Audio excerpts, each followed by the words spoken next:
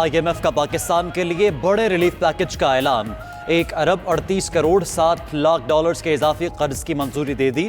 IMF کے executive board کا اجلاس واشنگٹن میں ہوا، اضافی قرض ادائیگیوں کے توازن کو بہتر بنانے کے لیے دیا گیا۔ IMF نے کہا رقم سے پاکستان کو صحت اور معیشت کے مسائل سے نمٹنے میں مدد ملے گی۔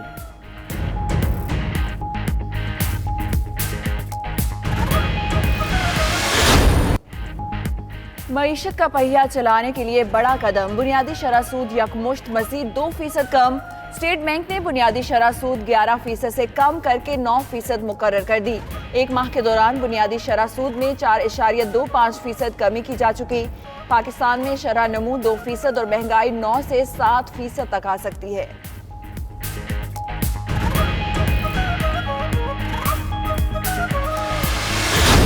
SOP پر عمل نہ کیا تو کاروبار بند، محکمہ داخلہ سندھ نے نوٹیفیکیشن جاری کر دیا۔ کسی قسم کی کاروباری سرگرمیاں شروع کرنے سے پہلے احتیاطی تدابیر اختیار کرنے کی ہدایت۔ ادھر سعید غنی اور مرتضی وہاب کی زیر صدارت کراچی کے تاجر رہنماؤں کا اجلاس، تاجروں نے کہا کاروباری مراکز چند گھنٹے کے لیے کھولنے کے SOP ہی بنائے جائیں گے۔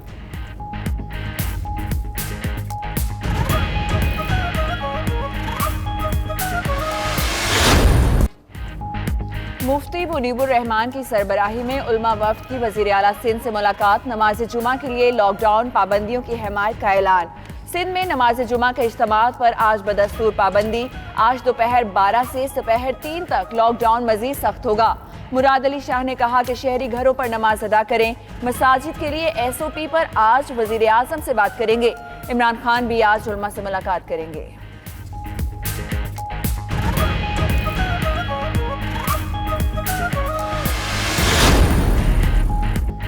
وزیر اعظم سے معروف عالم دین طارق جمیل کی ملاقات، وہ جلد علماء کرام کے وفد سے ملاقات کریں گے۔ رمضان المبارک کے پیش نظر علماء کرام کی مشاورت سے لاحہ عمل مرتب کیا جائے گا۔ صدر عارف علوی کی سربراہی میں علماء و مشائخ کا اجلاس 18 اپریل کو ہوگا۔ وزیر مذہبی امور اجلاس کامیاب بنانے کے لیے سرگرم۔ نور الحق قادری کی ملک بھر کی بڑی درگاہوں کے سجادہ نشینوں سے ملاقات، سجادہ نشینوں کی حکومتی اقدامات کی حمایت۔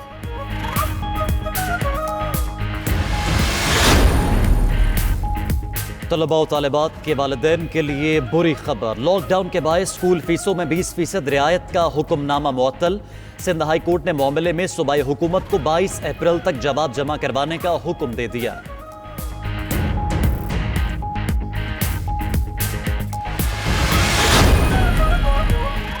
ذخیرہ اندوزوں کے گرد گھیرا تنگ کرنے کے لیے سخت سزاؤں پر مشتمل آرڈیننس تیار۔ ذرائع کے مطابق مجوزہ آرڈیننس منظوری کے لیے کابینہ ممبران کو ارسال کر دیا گیا۔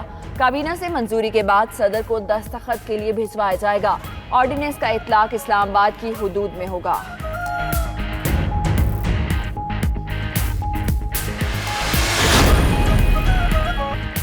وزیر اعظم کی زیر صدارت national command and operation centre کا اجلاس، چیئرمین NDMA نے بتایا کہ حفاظتی سامان کی تیسری کھیپ آج صوبوں کو دی جائے گی۔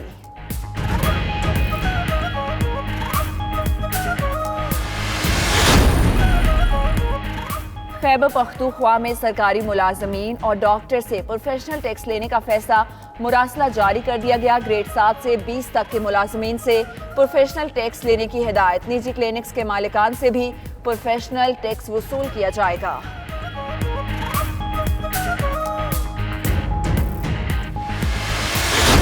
13 سال میں قومی خزانے کو 4,802 ارب روپے کا نقصان ہوا۔ Power sector scandal inquiry report میں مزید ہوش ربا انکشافات۔ رپورٹ کے مطابق سبسڈی اور گردشی قرضے کے باعث قومی خزانے کو نقصان پہنچا۔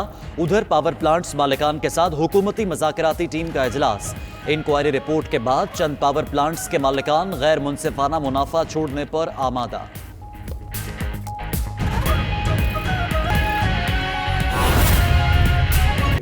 اور یہ زیادہ ضروری اس لیے بھی ہو گیا ہے کہ میں نے پچھلے کچھ دنوں کے اندر سنا ہے ذمہ دار سیاسی لیڈرز جو ہیں انہوں نے بھی کچھ ایسی باتیں کی ہیں کہ کوئی کوارڈینیشن نہیں ہے، یہ الفاظ استعمال کیے گئے کوئی کوارڈینیشن نہیں ہے۔ تو میں آپ کو ذرا سی تفصیل میں بتانا چاہتا ہوں کہ کوارڈینیشن کیسے کی جا رہی ہے، اور جتنے بھی لوگ پاکستان میں ایمرجنسی سچویشن کے اندر کام کرتے رہے ہیں ان سب کی مشترکہ رائے یہ ہے کہ آج تک پاکستان کی تاریخ میں کبھی بھی کسی ایمرجنسی حالات کے اندر اتنی آرگنائز طریقے سے، اتنی منظم طریقے سے آپس میں کوارڈینیشن نہیں کی گئی جتنی آج کی جا رہی ہے وفاق، تمام صوبے، آزاد جموں اینڈ کشمیر، گلگت بلتستان سب کے درمیان۔ نیشنل کوارڈینیشن کمیٹی اس نظام کے اوپر جو سب سے بڑا فورم ہے وہ ہے، وزیر اعظم چیئر کرتے ہیں، تمام صوبائی وزراء اعلیٰ اور آزاد کشمیر کے وزیر اعظم جو ہیں وہ اس کے اندر شرکت کرتے ہیں، اور اس کے علاوہ کچھ وفاقی وزراء بھی ہوتے ہیں۔ میری گنتی کے مطابق آج این سی سی کا 9واں اجلاس تھا، یعنی کہ جب سے یہ فورم بنا ہے تو پچھلے 1 ماہ کے اندر لگ بھگ 9 دفعہ اس کی ملاقات ہو چکی ہے، تو آپ سوچ سکتے ہیں کہ یہ کوئی ہفتے میں کوئی تقریباً اوسطاً 2 دفعہ ملاقات ہوتی ہے۔ میں یہ بھی بار بار لوگوں کو یاد دلاتا ہوں کہ اس وقت یہ لوگ جو شرکت کرتے ہیں، جو صوبائی وزراء اعلیٰ ہیں، آزاد جموں اینڈ کشمیر کے وزیر اعظم ہیں، یہ 4 مختلف سیاسی پارٹیوں سے تعلق رکھتے ہیں۔ گلگت بلتستان اور آزاد جموں اینڈ کشمیر کی اس وقت حکومت مسلم لیگ نون کی ہے، سندھ کی حکومت اس وقت پیپلز پارٹی کے پاس ہے، بلوچستان عوامی پارٹی سے تعلق رکھتے ہیں بلوچستان کے وزیر اعلیٰ، اور پنجاب اور خیبر پختونخوا اور وفاق میں تحریک انصاف کی حکومت ہے۔ تو یہ تو جو اوپر نظام ہے اس کو اور مزید اسٹرینتھن کرنے کے لیے، تاکہ یہ تو پالیسی ساز فیصلے کریں گے، اس کے بعد ان فیصلوں کے اوپر عمل درآمد کروانا، اور وہ گراؤنڈ سے سارا کام کر کے وہ ریسرچ جس کا بھی کچھ کا ذکر کر رہے تھے ظفر مرزا صاحب، کچھ اس کا حماد اظہر ذکر کریں گے، کچھ اس کا معید یوسف کریں گے، یہ تمام جو مختلف اس کے پہلو ہیں اس کی کوارڈینیشن کر کے، ریسرچ کر کے، آپس میں مشاورت کر کے این سی سی کے سامنے فیصلے رکھنے کی ذمہ داری نیشنل کمانڈ سینٹر کے پاس ہے۔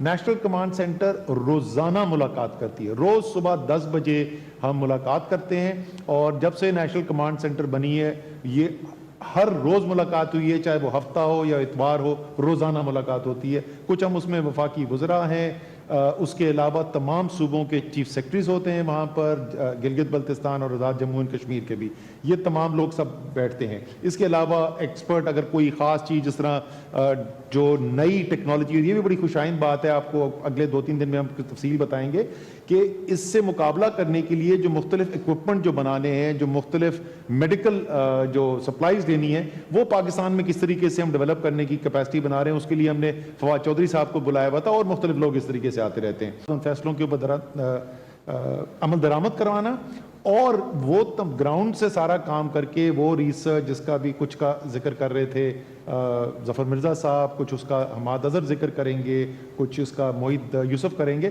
یہ تمام جو مختلف اس کے پہلو ہیں اس کی کوارڈینیشن کر کے، ریسرچ کر کے، آپس میں مشاورت کر کے این سی سی کے سامنے فیصلے رکھنے کی ذمہ داری نیشنل کمانڈ سینٹر کے پاس ہے۔ گلگت بلتستان اور آزاد جموں اینڈ کشمیر کی اس وقت حکومت مسلم لیگ نون کی ہے، سندھ کی حکومت اس وقت پیپلز پارٹی کے پاس ہے، بلوچستان عوامی پارٹی سے تعلق رکھتے ہیں بلوچستان کے وزیر اعلیٰ، اور پنجاب اور خیبر پختونخوا اور وفاق میں تحریک انصاف کی حکومت ہے۔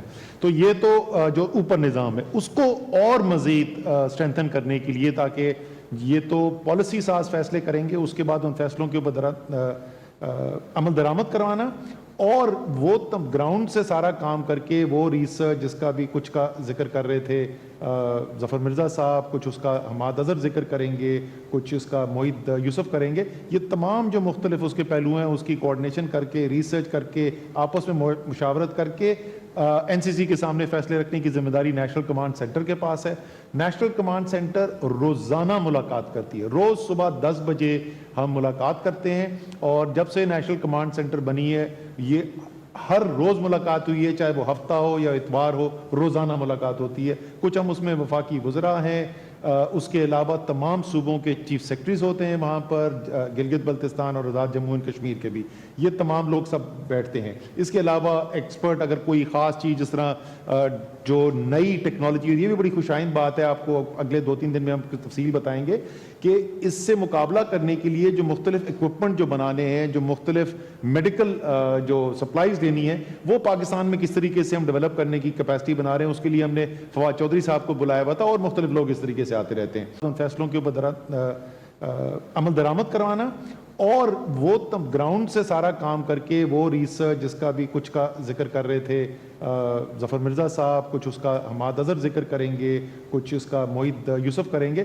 یہ تمام جو مختلف اس کے پہلو ہیں اس کی کوارڈینیشن کر کے, ریسرچ کر کے, آپس میں مشاورت کر کے این سی سی کے سامنے فیصلے رکھنے کی ذمہ داری نیشنل کمانڈ سینٹر کے پاس ہے.